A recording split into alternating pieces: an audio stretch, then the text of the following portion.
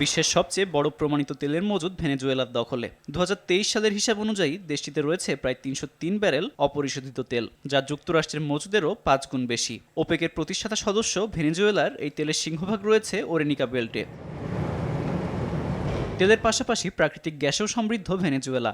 বিশ্বে গ্যাস মজুদে দেশটির অবস্থান নবম। পাশাপাশি ল্যাটিন আমেরিকায় সবচেয়ে বড় সরকারি স্বর্ণের রিজার্ভও তাদের, প্রায় 161 মিলিয়ন টন।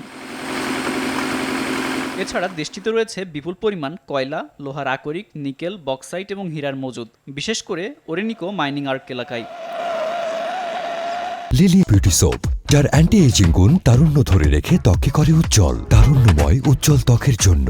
রিমার্ক। প্রায় 55,000 বর্গ কিলোমিটার এলাকা জুড়ে বিস্তৃত এই অঞ্চলে রয়েছে অতি ভারী বা এক্সট্রা হেভি ক্রুড। উত্তোলন ও পরিশোধন ব্যয়বহুল হওয়ায় এর জন্য প্রয়োজন উন্নত প্রযুক্তি, যা যুক্তরাষ্ট্রের টেক্সাস ও লুইজিয়ানায় বিদ্যমান।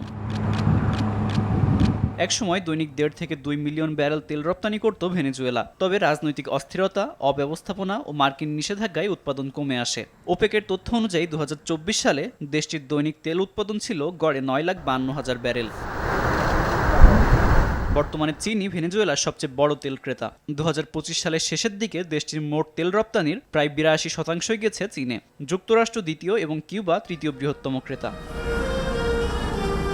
বিশ্লেষকদের মতে বিপুল সম্পদের এই ভান্ডারই ভেনেজুয়েলাকে নতুন করে বিশ্ব শক্তি কৌশলগত লক্ষ্যবস্তুতে পরিণত করেছে, যার ভবিষ্যৎ নির্ভর করছে রাজনৈতিক স্থিতিশীলতা ও আন্তর্জাতিক সম্পর্কের গতিপথের উপর।